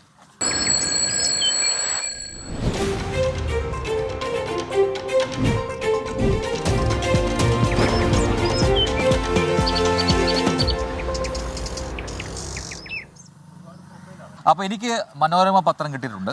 ഞാൻ ആദ്യം നോക്കിയത് ഇതിന്റെ സ്പോർട്സ് പേജാണ്. അത് നമ്മുടെ പ്രേക്ഷകർ ഒന്ന് കാണിച്ചു കൊടുത്താലോ? കണ്ടോ, ഗംഭീരമായൊരു മൾട്ടി കളറിലുള്ള ഒരു സ്പോർട്സ് പേജാണ് മനോരമ ഇന്ന് തയ്യാറാക്കിയിരിക്കുന്നത്. നമ്മുടെ സ്കൂൾ കായികമേളയുമായി ബന്ധപ്പെട്ട എല്ലാ വിവരങ്ങളും, പരമാവധി എല്ലാ വിവരങ്ങളും ഈ ഒറ്റ പേജിൽ അവർ ഉൾക്കൊള്ളിച്ചിട്ടുണ്ട്. ഇന്നലത്തെ തീപ്പാറിയ ഞായർ എന്നാണ് അതിനൊരു തലക്കെട്ട് അവർ കൊടുത്തിരിക്കുന്നത്. അങ്ങനെ രസകരമായ തലക്കെട്ടുണ്ട്. ഒപ്പം തന്നെ ആരൊക്കെയാണ് വിജയികളായിരിക്കുന്നത്, ഇന്ന് എന്തൊക്കെ നടക്കാൻ പോകുന്നു, അത്തരം വിവരങ്ങളെല്ലാം തന്നെ സ്പോർട്സ് പേജിൽ നൽകിയിട്ടുമുണ്ട്. എന്താണ് ഈ കലക്കിട്ടോ? അതെ, മറ്റൊരു പേജിൽ അങ്ങനെയാണ് കലക്കീട്ടോ എന്നാണ് ടൈറ്റിൽ കൊടുത്തിരിക്കുന്നത്. രസകരമായ ടൈറ്റിലുകൾ എന്താണ് പറയാ ഇടാൻ നമ്മുടെ സർവം ശുഭം പത്രങ്ങൾ തമ്മിലൊരു മത്സരമുണ്ട്. അതെ അതെ അതെ, നമ്മുടെ ഈ KC സർവൻ ഇന്നലെ റെക്കോർഡുകളൊക്കെ നേടില്ലോ, മികച്ച പെർഫോമൻസ് ആയിരുന്നു. അതുമായി ബന്ധപ്പെട്ട് അതിൻ്റെ ആ രീതിയിൽ സർവം ശുഭം എന്ന രീതിയിൽ മറ്റൊരു ടൈറ്റിൽ സ്പോർട്സ് പേജിൽ അങ്ങനെ പല പല വെറൈറ്റികൾ പരീക്ഷിക്കുന്നുണ്ട് മനോരമ. അതേപോലെ തന്നെ നിജറിന്റെ കൊലപാതകത്തിൽ കാനഡയിൽ അയാളുടെ വലങ്കൈ പിടിയിലായി എന്ന് പറയുന്ന ഒരു വാർത്തയുണ്ട്. ഇനി ധനകാര്യത്തിലേക്ക് വന്നു കഴിഞ്ഞാൽ കഴിഞ്ഞ ദിവസം സ്വർണ്ണവില 58,200 രൂപയായിരുന്നു. നിഫ്റ്റി താഴേക്ക് പോയിരുന്നു. അതേപോലെ തന്നെ ട്രംപിന്റെ വരവിന് ശേഷം പല സമവാക്യങ്ങളും ഇന്ത്യക്ക് അനുകൂലമാകും എന്നൊരു ചിന്ത ഒരു വശത്തുണ്ട്. അപ്പൊ ട്രംപ് വരും, എല്ലാം നമ്മുടെ കാര്യം ശരിയാകും എന്നൊക്കെ ഒരു ചിന്തയുണ്ട് ഒരു കൂട്ടർക്ക്. വേറൊരു കൂട്ടർക്ക് അങ്ങനെ ഒരു ചിന്തയില്ല. അപ്പൊ എന്തായാലും നമുക്ക് പത്രത്തിൽ നിന്ന് കൂടുതൽ വാർത്തയൊക്കെ വീണ്ടും നിങ്ങളിലേക്ക് എത്തിക്കാം കേട്ടോ. മറ്റൊരു വാർത്താ അപ്ഡേറ്റിലേക്കാണ് നമ്മളിനി പോകുന്നത്. ആ അപ്ഡേറ്റിലേക്ക് പോയ ശേഷം നിങ്ങളുടെ കമൻറ്റുകളിലേക്കൊക്കെ നമ്മൾ വരാം. ജമ്മു കശ്മീരുമായി ബന്ധപ്പെട്ടൊരു വാർത്തയോടൊപ്പം തന്നെ ഡോക്ടർ വന്ദനദാസുമായി ബന്ധപ്പെട്ടൊരു വാർത്തയുണ്ട്. ഡോക്ടർ വന്ദനദാസിനെ കുത്തിക്കൊലപ്പെടുത്തിയ കേസിലെ പ്രതി സന്ദീപിന്റെ ജാമ്യാപേക്ഷ സുപ്രീം കോടതി ഇന്ന് വീണ്ടും പരിഗണിക്കുമെന്നാണ് ആ അപ്ഡേറ്റ്. കഴിഞ്ഞ തവണ ജാമ്യാപേക്ഷ പരിഗണിച്ച കോടതി പ്രതിയുടെ മാനസിക നില പരിശോധിച്ച് റിപ്പോർട്ട് നൽകണമെന്ന് സംസ്ഥാന സർക്കാരിനോട് നിർദ്ദേശിച്ചിരുന്നു. അപ്പോൾ വിചാരണ നിർത്തിവെക്കണമെന്ന അഭിഭാഷകൻ BA ആളൂരിന്റെ ആവശ്യവും കോടതി അന്ന് അംഗീകരിച്ചിരുന്നില്ല. അതേപോലെ തന്നെ ജാമ്യാപേക്ഷ തള്ളിയ ഹൈക്കോടതി വിധി റദ്ദാക്കണമെന്നാവശ്യപ്പെട്ടാണ് സന്ദീപ് സുപ്രീം കോടതിയെ സമീപിച്ചത്. സന്ദീപിന്റെ വിടുതൽ ഹർജി നേരത്തെ സുപ്രീം കോടതി തള്ളിയതാണ്. കൊട്ടാരക്കര താലൂക്ക് ആശുപത്രിയിൽ ഹൗസ് സർജനായിരുന്ന ഡോക്ടർ വന്ദനാദാസിനെ സന്ദീപ് കുത്തിക്കൊലപ്പെടുത്തുകയായിരുന്നു. നമ്മളെല്ലാ വാർത്ത ഡ്യൂട്ടിയിലിരുന്ന ഒരു പാവം ഡോക്ടർ ആകേണ്ട കുട്ടിയെ കുത്തിക്കൊലപ്പെടുത്തിയ വാർത്ത അറിഞ്ഞിരുന്നു. അപ്പൊ ഈ കാര്യത്തിൽ എന്തായിരിക്കും കോടതിയുടെ നടപടിയെന്ന് നമുക്ക് കണ്ടറിയേണ്ടത്. അതായത് നമ്മുടെ കേരള ബ്ലാസ്റ്റേഴ്സ് അവരുടെ ഒരു VIP എൻട്രി അല്ലേ, അവരുടെ ഒരു ഹോം മാച്ച് നടക്കുന്ന ഗ്രൗണ്ട് കൂടിയാണല്ലോ നമ്മുടെ കലൂർ സ്റ്റേഡിയം. അതുകൊണ്ട് തന്നെ ഇവിടെ എല്ലാം ബ്ലാസ്റ്റേഴ്സിന്റെ ഒരു മൊത്തത്തിലൊരു മഞ്ഞിട്ടുണ്ട് അല്ലേ. അപ്പോൾ ഓക്കെ, ഇനിയിപ്പോൾ അവരുടെ ഹോം മാച്ചുകൾ നടക്കാനുണ്ട്. അപ്പോൾ ആ സമയത്തൊക്കെ ഇവിടെ ഇങ്ങനെ തിങ്ങി നിറയുന്നത് നമ്മളിന്നും കാണുന്നതാണല്ലോ. നമ്മുടെ നിതിൻ എന്തിനാണോ മേക്കപ്പ് കുറെ ഇടുന്നു, തലമുടി ചെയ്യുന്നു. അതായത് നമുക്ക് അടുത്ത വാർത്തയിലേക്ക് പോവാം. ജമ്മു കാശ്മീരിലെ വാർത്തയാണ്. ജമ്മു കാശ്മീരിലെ കിഷ്ത്വറിൽ ഭീകരർക്ക് വേണ്ടിയുള്ള തെരച്ചിൽ ഊർജിതമായി നടക്കുന്നു. പ്രേക്ഷകർക്കറിയാം, കഴിഞ്ഞ കുറേ നാളുകളായി ജമ്മു കാശ്മീരിൽ വീണ്ടും ആക്രമണ പരമ്പര ഉണ്ടായിക്കൊണ്ടിരിക്കുകയാണ്. ഏറ്റുമുട്ടലുകൾ ഉണ്ടായിക്കൊണ്ടിരിക്കുന്നു സൈന്യവും ഈ ഭീകരരുമായി. എന്തായാലും കശ്മീർ പോലീസിന്റെയും സൈന്യത്തിന്റെയും സംയുക്ത സംഘമാണ് തെരച്ചിൽ നടത്തുന്നത്. 2 വില്ലേജ് ഡിഫൻസ് ഗാർഡുകളെ കൊലപ്പെടുത്തിയ ഭീകരർ പ്രദേശത്ത് ഒളിച്ചിരിക്കുന്നുണ്ടെന്നാണ് സൈന്യത്തിന് ലഭിച്ചിരിക്കുന്ന രഹസ്യ വിവരം. അല്ലെ, കഴിഞ്ഞ ദിവസം ഭീകരരുമായി നടന്ന ഏറ്റുമുട്ടലിൽ ഒരു സൈനിക കമാൻഡോ വീരമൃത്യു വരിച്ചിരുന്നു. നായിബ് സുബേദാർ രാകേഷ് കുമാറാണ് വീരമൃത്യു വരിച്ചത്. 3 സൈനികർക്ക് പരിക്കേൽക്കുകയും ചെയ്തിരുന്നു. പരിക്കേറ്റ സൈനികരുടെ നില തൃപ്തികരം എന്ന് സൈന്യം അറിയിച്ചിട്ടുണ്ട്. അതാണ് ജമ്മുവിൽ നിന്ന് വരുന്ന മറ്റൊരു അപ്ഡേറ്റ്. അപ്പോൾ നമുക്ക് കൊച്ചിയിലേക്ക് വീണ്ടും ഒന്ന് വരേണ്ടതായിട്ടുണ്ട് അല്ലേ. കൊച്ചിയിൽ വളരെ പ്രധാനപ്പെട്ട ഒരു സംഭവം നടന്നുകൊണ്ടിരിക്കുന്നു. 600-ലേറെ പേർക്ക് അവരുടെ ഭൂമി നഷ്ടപ്പെട്ടുകൊണ്ട് പോകുമോ എന്ന ആ ഒരു ആശങ്കയിലുള്ളവരുണ്ട്. മുനമ്പം വിഷയത്തെ കുറിച്ചാണ് ഞാൻ പറയുന്നത്. അപ്പോൾ നമ്മുടെ നിതിൻ അംബുജൻ നമ്മളോടൊപ്പം ഉണ്ട്. എന്തായിരിക്കും ഈ വിഷയത്തിൽ ഇന്ന് വരുന്ന ആ ഒരു പ്രതികരണങ്ങൾ, എന്ത് നടപടികൾ ഉണ്ടാകും, ആരൊക്കെ ഇന്ന് ആ സമരപ്പന്തലിലെത്തും? നിതിൻ, വീണ്ടും വെരി ഗുഡ് മോർണിംഗ്. അപ്പോൾ ഈ മുനമ്പം വിഷയത്തിൽ ഇന്ന് സമരം 30ാമത്തെ ദിവസത്തേക്ക് കടക്കുകയാണ്. കൂടുതൽ നേതാക്കളൊക്കെ പിന്തുണയുമായി രംഗത്ത് വരുന്നുണ്ട്. പക്ഷേ സർക്കാർ ഇടപെടൽ ഉണ്ടാകും എന്നൊക്കെ ഒരു ഉറപ്പൊക്കെ ലഭിക്കുമ്പോൾ അതിങ്ങനെ നീണ്ടു പോകുന്നതിലാണ് ആ പ്രദേശവാസികൾക്കൊരു ആശങ്കയുള്ളത്. അപ്പോൾ സമരസമിതിയുടെ ഒരു തീരുമാനം എന്താണ്, അടുത്ത മൂവ് എന്താണ്, ഒപ്പം തന്നെ നേതാക്കൾ ആരൊക്കെയാണ് ഇന്ന് എത്തുന്നത്? പ്രജിൻ, ഈ മാസം വരാനിരിക്കുന്ന 16-ാം തീയതിയാണ് ആദ്യം ഒരു ചർച്ച മുഖ്യമന്ത്രിയുടെ നേതൃത്വത്തിൽ ഉന്നത യോഗം നിശ്ചയിച്ചത്. പക്ഷേ പിന്നീട് പാലക്കാട് ഉപതെരഞ്ഞെടുപ്പ് നീട്ടിയ സാഹചര്യത്തിൽ ആ ഉന്നത യോഗം ഈ മാസം 28ലേക്ക് മാറ്റിയിട്ടുണ്ട്. സർക്കാരിൻ്റെ ഭാഗത്തും ഇടപെടൽ ഉണ്ടാകുമെന്നാണ് ഇന്ന് കഴിഞ്ഞ ദിവസവും നിയമമന്ത്രിയായ P. രാജീവ് വ്യക്തമാക്കിയത്. എന്തായാലും 30-ാം ദിവസത്തിൽ അവർ സമരം കടക്കുമ്പോൾ സർക്കാർ വളരെ ഗൗരവത്തിൽ തന്നെയാണ് ഇതിനെ കാണുന്നത്. കാരണം 610 കുടുംബങ്ങളെ ബാധിക്കുന്ന ഒരു പ്രശ്നമാണ്. ഏതാനും വർഷങ്ങളായി അവർ തുടരുന്ന പ്രശ്നമാണ്. 2 വർഷത്തോളമായി അവർ റവന്യൂ അവകാശങ്ങൾ നിഷേധിക്കപ്പെടുന്നു. അതുകൊണ്ട് തന്നെ സമരം ഓരോ ദിവസവും ശക്തമാകുന്നു. വിവിധ രൂപതയിലെ വൈദികർ അവരെ രാവിലെ 9 മണി മുതൽ തന്നെ നിരാഹാര സമരം അനുഷ്ഠിക്കുന്നുണ്ട്. ഇന്നവിടെ RSPയുടെ ഷിബു ബേബി ജോൺ സമരപ്പന്തലെത്തും. വൈകിട്ട് ചെറായി ജംഗ്ഷനിൽ ഹിന്ദു ഐക്യവേദിയുടെ പ്രതിഷേധം സംഘടിപ്പിച്ചിട്ടുണ്ട്. മറ്റൊരു കാര്യം, ഈ മുഖ്യമന്ത്രി വിളിച്ച യോഗത്തിൽ പങ്കെടുക്കുന്നതിലൊരു ഭൂസംരക്ഷണ സമിതിക്ക് കടുത്ത അതൃപ്തിയുണ്ടെന്ന ഒരു വിവരമാണ് മുൻപ് നമുക്ക് ലഭ്യമാകുന്നത്. എന്തായാലും അനുകൂലമായ നിലപാട് ഉണ്ടാകും വരെ സമരം ശക്തമായി തന്നെ തുടരാൻ തന്നെയാണ് ഇപ്പോൾ സമരസമിതിയുടെ തീരുമാനം. കൂടുതൽ പിന്തുണ വിവിധ തലങ്ങളിൽ എത്തുന്നുണ്ട്. ജില്ലക്ക് പുറത്തുനിന്നും ഒരു പ്രശ്നമാണല്ലേ. അതായത് നമ്മൾ പ്രശ്നമെന്ന് പറയുമ്പോൾ 600-ലേറെ കുടുംബങ്ങൾക്ക് അവരുടെ ഭവനം നഷ്ടപ്പെടുന്നു എന്നതാണ് പ്രശ്നം. അതേസമയം തന്നെ ഇത് ഒരു നിയമം വരുന്നതിന് ശേഷമാണ് ഈ കോംപ്ലിക്കേഷൻ വരുന്നു എന്നത് നിയമപരമായ ആ ഒരു നൂലാമാലയായി കിടക്കുന്നുണ്ട്. പക്ഷെ നമ്മൾക്ക് ഈ ജനങ്ങളുടെ ആശങ്കകൾ എത്രയും വേഗം പരിഹരിക്കപ്പെടണമെന്ന് തന്നെയാണ് നമ്മളുടെ മാത്രമല്ല അത് തെരഞ്ഞെടുപ്പിൽ പോലും മാറുന്ന അല്ലെങ്കിൽ അത്തരം ഒരു വിഷയമായി പോലും മാറിയിട്ടുണ്ട് കഴിഞ്ഞ ദിവസങ്ങളിൽ. കഴിഞ്ഞ ദിവസമാണ് പാലക്കാട്ടെ BJP സ്ഥാനാർത്ഥി കൃഷ്ണകുമാർ അവിടെ സന്ദർശിച്ചത്. അതിനുശേഷം രാഷ്ട്രീയമായി ചില മാനങ്ങൾ ഇതിലുണ്ടെന്ന വിമർശനം പ്രതിപക്ഷം ഉന്നയിക്കുന്നുണ്ട്. മാത്രമല്ല നിയമമന്ത്രി ഇന്നലെ അതുമായി ബന്ധപ്പെട്ട വിമർശനം ഉന്നയിച്ചിരുന്നു. നേരത്തെ പറഞ്ഞ പോലെ തന്നെ 610 കുടുംബങ്ങളാണ് വലിയ ആശങ്കയിലാണ്. കാരണം ജനിച്ച മണം നഷ്ടപ്പെടുമെന്ന ആശങ്ക. അതുകൊണ്ട് തന്നെയാണ് സമരത്തിന് മറ്റു തല മാനങ്ങളില്ല എന്ന് സർക്കാരും പറയുന്നത്. പക്ഷേ ഇതിൽ ചില രാഷ്ട്രീയ മുതലെടുപ്പ് നടക്കുമെന്നുള്ളൊരു മുന്നറിയിപ്പ് സർക്കാർ നൽകുന്നുണ്ട്. എന്തായാലും ശക്തമായ ഒരു തീരുമാനം ഇതിൽ ഉണ്ടാകുമെന്ന വിവരമാണ് കഴിഞ്ഞ ദിവസം അടക്കം സർക്കാർ തലങ്ങളിൽ നിന്ന് നമുക്ക് മനസ്സിലാക്കാൻ സാധിക്കും. ഉണ്ടാവട്ടെ അല്ലേ? അപ്പൊ നമ്മള് മുൻപം സ്റ്റാൻഡ് വിട്ടിട്ട് പെട്ടെന്ന് പത്തനംതിട്ടയിലേക്ക് പോകണമെന്ന് നമ്മുടെ സനൂപ് പറയുന്നുണ്ട്. അതെ, പക്ഷേ പാലക്കാട് തെരഞ്ഞെടുപ്പുമായി ബന്ധപ്പെട്ട ഒരു അപ്ഡേറ്റ് ആണ് പത്തനംതിട്ടയിൽ നിന്ന് പങ്കുവയ്ക്കാനുള്ളത്. അവിടെ കഴിഞ്ഞ ദിവസമാണ് ഈ CPM-ന്റെ പത്തനംതിട്ട ജില്ലാ കമ്മിറ്റിയുടെ ഫേസ്ബുക്ക് പേജിൽ രാഹുൽ മാങ്കൂട്ടത്തിൽ, നമുക്കറിയാം പാലക്കാടത്തെ UDF സ്ഥാനാർത്ഥിയാണ്, രാഹുൽ മാങ്കൂട്ടത്തിൽ ഒരു പ്രചാരണ വീഡിയോ അപ്ലോഡ് ചെയ്യപ്പെട്ടത്. അപ്പോൾ അതിനെ തുടർന്ന് ആദ്യം ഇത് ഒഫീഷ്യൽ പേജ് അല്ല എന്നൊക്കെ പറഞ്ഞൊഴിഞ്ഞു. പിന്നീട് ഏറ്റവും കൂടുതൽ മനസ്സിലായത് ആ വീഡിയോ അപ്ലോഡ് ചെയ്തിരിക്കുന്നത് അഡ്മിൻ പാനലുള്ള ഒരാൾ തന്നെയാണ് എന്നുള്ളതാണ്. നമുക്ക് അജീഷിനോട് ചോദിച്ചാൽ, Ajeesh very very very good morning. എന്തായാലും പത്തനംതിട്ടയിൽ കാര്യങ്ങൾ പാലക്കാടുമായി ബന്ധപ്പെട്ട് അല്പം വഷളായിക്കൊണ്ടിരിക്കുകയാണല്ലോ. അപ്പോൾ ഈ വീഡിയോ അതൊരു ഹാക്ക് ചെയ്തു എന്നൊക്കെ പറഞ്ഞെങ്കിലും ഈ വീഡിയോ പോസ്റ്റ് ചെയ്തിരിക്കുന്നത് അതിന്റെ അഡ്മിൻ തന്നെയാണ്. അപ്പോൾ അഡ്മിനെയും കൂടെ ചേർത്ത് ഹാക്ക് ചെയ്യുന്നതാണോ? എന്താ ഇതിന്റെ അകത്ത് ഒരു പ്രശ്നം എന്ന് മനസ്സിലാവുന്നില്ലല്ലോ. Prajin, Christina, good morning. എന്തായാലും ഈ കഴിഞ്ഞ ദിവസം മെനഞ്ഞാന്ന് രാത്രിയിലാണ് ഈ വീഡിയോ ഈ CPM പത്തനംതിട്ട ജില്ലാ കമ്മിറ്റിയുടെ പേരിലുള്ള ഔദ്യോഗിക ഫേസ്ബുക്ക് പേജിൽ വന്നത്. വൈകിട്ട് ഒരു 7:30 സമയത്താണ് വന്നത്. വന്ന് മിനിറ്റുകൾക്കകം തന്നെ ഇത് പിൻവലിക്കുകയും ചെയ്തു. പക്ഷെ അതിനടക്കം തന്നെ ഇത് റെക്കോർഡ് ചെയ്ത് വലിയ രീതിയിൽ പ്രചരിക്കപ്പെട്ടു. പക്ഷെ അന്ന് നമ്മൾ ഇതേപോലെ ജില്ലാ സെക്രട്ടറി വിളിച്ചു ചോദിച്ചപ്പോൾ അദ്ദേഹം പറഞ്ഞത് ഇത് CPM-ന്റെ ഒഫീഷ്യൽ ഫേസ്ബുക്ക് പേജ് അല്ല, അത് വ്യാജനാണെന്നാണ്. പിന്നീട് ഇന്നലെ ഇത് വ്യാപകമായി വിവാദമായതോടെ തന്നെ അദ്ദേഹം നേരിട്ടെത്തി വിശദീകരിച്ചത് അത് ഒഫീഷ്യൽ ഫേസ്ബുക്ക് പേജ് തന്നെയാണ്, അത് ഹാക്ക് ചെയ്ത് അത് കോൺഗ്രസുകാരുടെ അണികൾ അത് പോസ്റ്റ് ചെയ്തെന്നാണ് പറഞ്ഞത്. പിന്നീട് അപ്പോൾ തന്നെ അദ്ദേഹം പറഞ്ഞു താൻ ജില്ലാ പോലീസ് മേധാവിക്ക് പരാതിയും നൽകുമെന്ന്. പക്ഷെ നമ്മൾ ഇന്ന് മനസ്സിലാക്കുന്നത് അങ്ങനെ ഒരു പരാതി പാർട്ടി ജില്ലാ കമ്മിറ്റി നൽകില്ല. കാരണം പാർട്ടിയുടെ ആഭ്യന്തര അന്വേഷണത്തിൽ മനസ്സിലായത് ഇത് DC ഓഫീസിൽ തന്നെ ഈ ഫേസ്ബുക്ക് പേജ് കൈകാര്യം ചെയ്യുന്ന അഡ്മിന്മാരിൽ കുറച്ച് അഡ്മിന്മാരുണ്ട്. അതിൽ ഒരാൾക്ക് പറ്റിയ ഒരു അബദ്ധമാണ് ഇതെന്നാണ് മനസ്സിലാക്കുന്നത്. പാർട്ടി അപ്പോൾ ഇദ്ദേഹത്തെ താക്കീത് ചെയ്ത് വിട്ടു. മാത്രമല്ല ഇത് എതിരാളികൾ വലിയ രീതിയിൽ ഏറ്റെടുത്തതോടെ പാർട്ടി സംസ്ഥാന കമ്മിറ്റിയും ജില്ലാ കമ്മിറ്റിയോട് വിശദീകരണം തേടിയിട്ടുണ്ട്. അതുകൊണ്ടാണ് നിലവിൽ എന്തായാലും ഈ പാർട്ടിക്കകത്തുള്ള ഒരാൾ തന്നെ ആയതുകൊണ്ട് പാർട്ടി എന്തായാലും പോലീസിൽ പരാതി നൽകില്ല. മാത്രമല്ല ഈ അഡ്മിൻ പാനൽ ഇത് പൂർണ്ണമായിട്ടും ഉടച്ചു വാർക്കുകയും ചെയ്തതിൽ കൂടുതൽ ആളുകളെ ചേർക്കുകയും അതേപോലെ തന്നെ നിലവിലുണ്ടായിരുന്ന ചിലരെ ഒഴിവാക്കുകയും ചെയ്തിട്ടുണ്ട് ജില്ലാ കമ്മിറ്റി. ശരി, എന്തായാലും അജീഷ് ജയകുമാറാണ് വിശദാംശങ്ങൾ നൽകിക്കൊണ്ടിരുന്നത് പത്തനംതിട്ടയിൽ നിന്ന്. പ്രജിൻ, ഈ നമ്മളോട് AV അനിത എന്ന് പറയുന്ന പ്രൊഫൈലിൽ നിന്ന് ഒരു ചോദ്യം ചോദിക്കുന്നത്, എറണാകുളത്ത് ഇന്ന് ഏതൊക്കെ സ്കൂളുകൾക്കാണ് അവധി? അവധിയുടെ കാര്യത്തിൽ കഴിഞ്ഞ ദിവസം ഒരു കൺഫ്യൂഷൻ ഒക്കെ വന്നിരുന്നല്ലോ. അതെ അതെ, ഏറ്റവും ഒടുവിൽ വന്നത് ഈ എറണാകുളം വിദ്യാഭ്യാസ ജില്ലയ്ക്ക് കീഴിൽ വരുന്ന വിദ്യാഭ്യാസ സ്ഥാപനങ്ങൾക്കാണ്. അതും CBSE എനിക്ക് തോന്നുന്നു അത്തരം കണ്ടീഷൻസ് കൂടി ഉണ്ടെന്ന് തോന്നുന്നു. ആ അത്തരം സ്കൂളുകൾക്ക് മാത്രമാണ്. നിതിൻ അംബുജനോട് നമുക്ക് ചോദിച്ചാലോ? CBSE ഇല്ല, കേരള സിലബസുകൾക്ക് മാത്രമാണ് എനിക്ക് തോന്നുന്നു അവധിയുള്ളത്. നമുക്ക് എന്തായാലും അത്തരം അപ്ഡേറ്റുകളിലേക്ക് വരാം.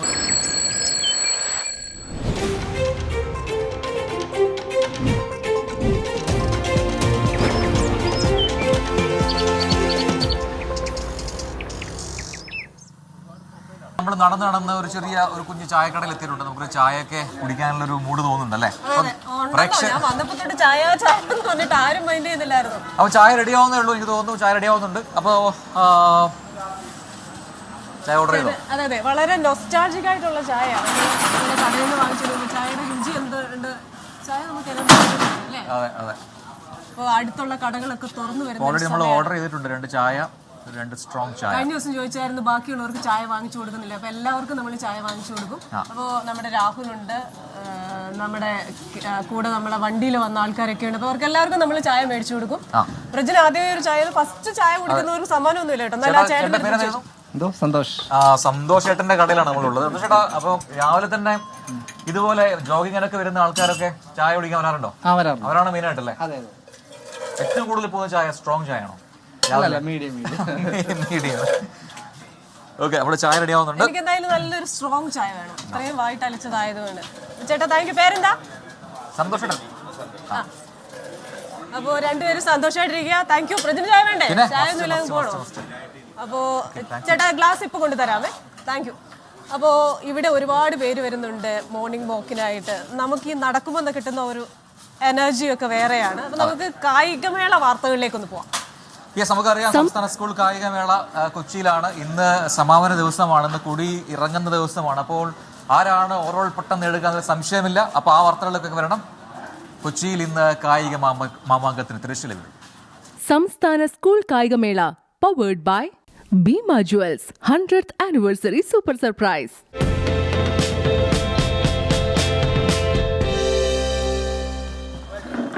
അപ്പോൾ കേരള സ്കൂൾ കായികമേളയ്ക്ക് ഇന്ന് കൊടിയിറങ്ങുകയാണ്. അവസാന ദിനം 15 ഫൈനലുകളാണ് നടക്കുക. അത്ലറ്റിക്സിൽ മലപ്പുറവും പാലക്കാടും തമ്മിൽ ഇഞ്ചോടിഞ്ച് പോരാട്ടത്തിലാണ്. ട്രംപും കമലാ ഹാരിസും പോലെ. അവൻ സലീം മാലിക്കുണ്ട് ഏറ്റവും പുതിയ അപ്ഡേറ്റുകളുമായി. Saleem, very good morning. Morning വാക്കിലേക്ക് സ്വാഗതം. ഇന്നത്തെ കണ്ണുകൾ കൊച്ചിയിലേക്ക് തന്നെയാണ്. ഒന്ന് സീപ്ലെയിൻ്റെ പരീക്ഷണ പറക്കലുണ്ട്, മറ്റൊന്ന് കായിക മാമാങ്കത്തിന് തിരശ്ശീല വീഴുന്നു. അവസാന ദിനത്തിൽ ഏതൊക്കെ മത്സരങ്ങൾ ഇന്ന് നടക്കാനുണ്ട്? അപ്പോൾ മെഡൽ പ്രതീക്ഷയുള്ള ടീമുകൾ, ജില്ലകൾ ഏതൊക്കെയാണ്? ഓവറോൾ പട്ടം അത് ഉറപ്പിച്ചല്ലോ തലസ്ഥാന ജില്ല അല്ലേ?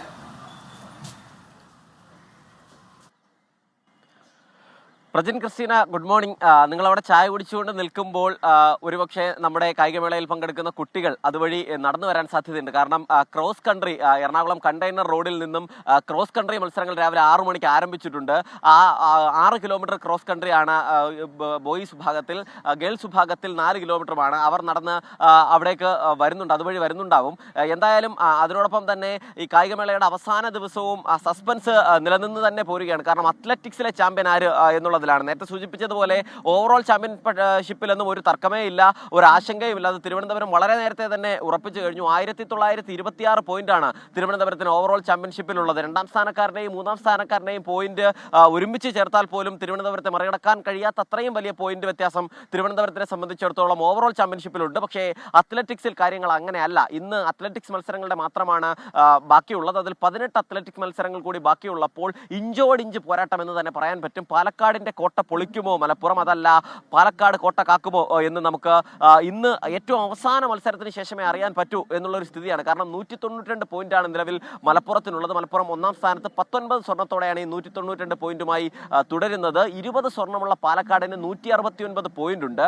അപ്പോൾ ഈ 169 പോയിന്റിനൊപ്പം ഇന്ന് നടക്കുന്ന മത്സരങ്ങളിൽ ഏതെങ്കിലും ഇനങ്ങളിൽ സ്വർണവും വെള്ളിയും ഒക്കെ നേടിയാൽ ഈ വളരെ ഈ ക്ലോസ് ടാലിയിലേക്ക് കാര്യങ്ങൾ പോവുകയും ചെയ്യും. അങ്ങനെയെങ്കിൽ ഏറ്റവും അവസാന മത്സരം വരെ ഈ ആവേശം നിലനിൽക്കുകയും ചെയ്യും. ഇന്ന് നടക്കുന്ന മത്സരങ്ങൾ പ്രധാനമായും ജാവലിൻ ത്രോ, ഒപ്പം തന്നെ ട്രിപ്പിൾ ജമ്പ്, 200 മീറ്റർ റേസ്, ഒപ്പം ക്രോസ് കൺട്രി, ഒപ്പം 4x400 മീറ്റർ റിലേ തുടങ്ങിയ മത്സരങ്ങളാണ് ഇന്ന് നടക്കുന്നത്. അതോടുകൂടിയാണ് കായികമേളയ്ക്ക്, ഒളിമ്പിക്സ് മോഡലിൽ നടത്തിയ കായികമേളയ്ക്ക് തിരശ്ശീല വീഴുക. അതിനിടയിൽ സ്കൂളുകൾ തമ്മിലുള്ള പോരാട്ടത്തിൽ ഐഡിയൽ കടകശ്ശേരി വിജയം ഉറപ്പിച്ചു കഴിഞ്ഞു.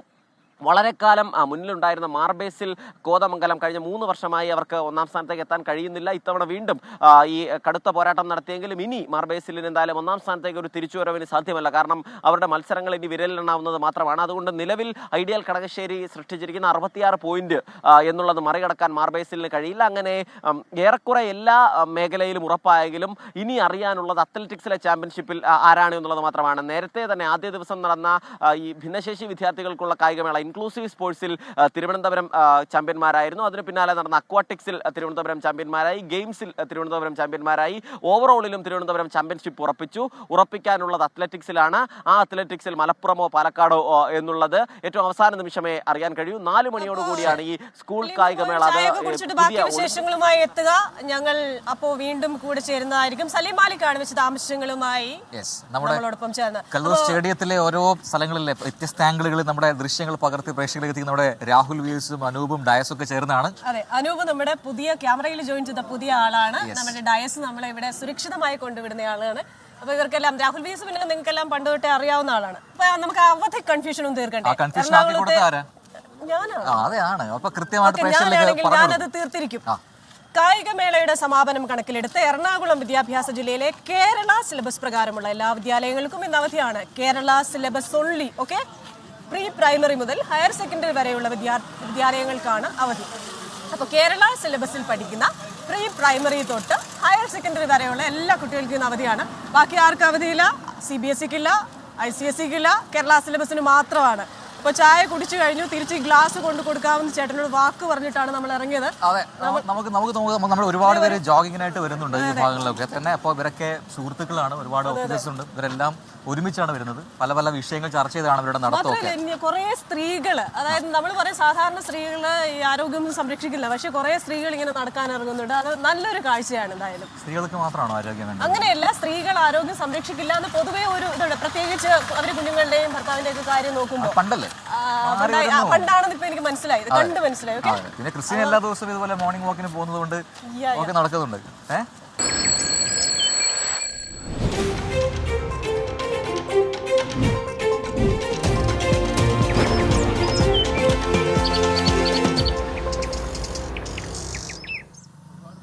അപ്പോൾ നമ്മുടെ നടത്തം ഇങ്ങനെ തുടരുന്നുണ്ട്. അപ്പോൾ വാർത്തകളുണ്ട്, നമ്മൾ ഒരുപാട് പേര് ഇവിടെ കാണാം. അപ്പോൾ എല്ലാവരും ഓട്ടത്തിലാണ്, കാരണം അവർ അത്രയും ഫോക്കസ്ഡ് ആയിട്ടാണ് ഈ നടപ്പൊക്കെ ചെയ്യുന്നത്. നമ്മുടെ പുറകെ രണ്ടുപേര് വരുന്നുണ്ട്.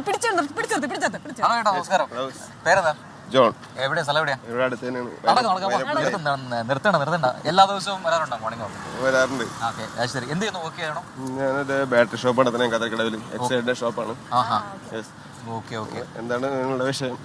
നമ്മളിന്ന് മോർണിംഗ് വാക്കിന്റെ ഭാഗമായിട്ട് ഇങ്ങോട്ട് വന്നതാണ്. ഓരോ സ്ഥലങ്ങളായിട്ട് ഇങ്ങനെ നമ്മൾ മോർണിംഗിൽ ഇങ്ങനെ വാർത്തകളും അപ്പം വർത്തമാനങ്ങളും ഒക്കെ ആയിട്ട് ഇങ്ങനെ നീങ്ങും.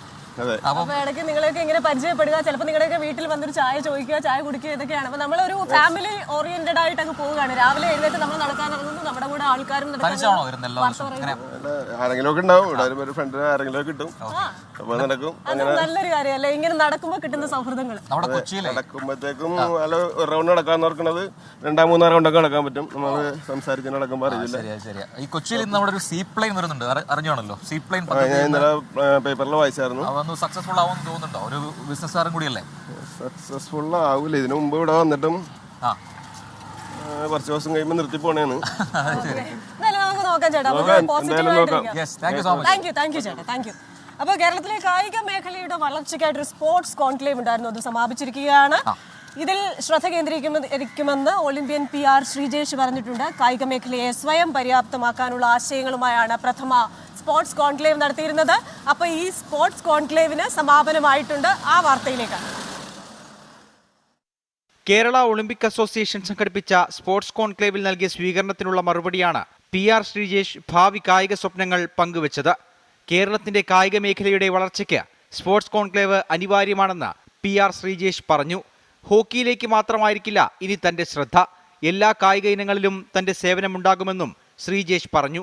കേരളത്തിലെ സ്പോർട്സിനെ എങ്ങനെ മെച്ചപ്പെടുത്തണമെന്ന് നമ്മൾ തന്നെ ചിന്തിച്ചില്ലെങ്കിൽ വേറെ ആരും ചിന്തിക്കാനില്ല. നമ്മളാണ് അതിൻ്റെ മെയിൻ ആൾക്കാരും.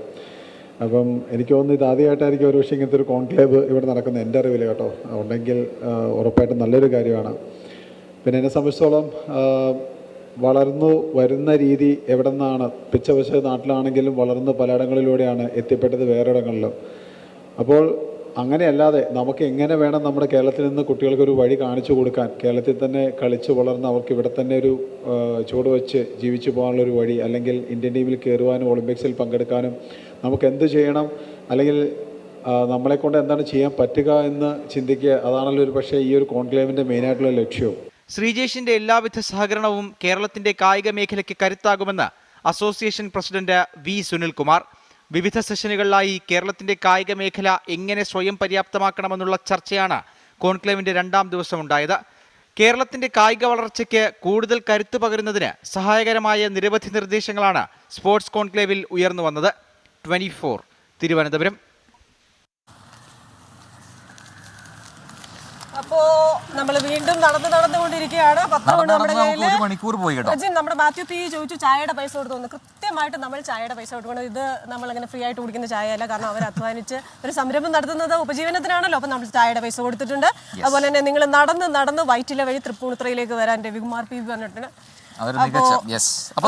നമ്മുടെ മോർണിംഗ് വാക്ക് ഇന്ന് അവസാനിപ്പിക്കാനുള്ള നേരമായിരിക്കുന്നു.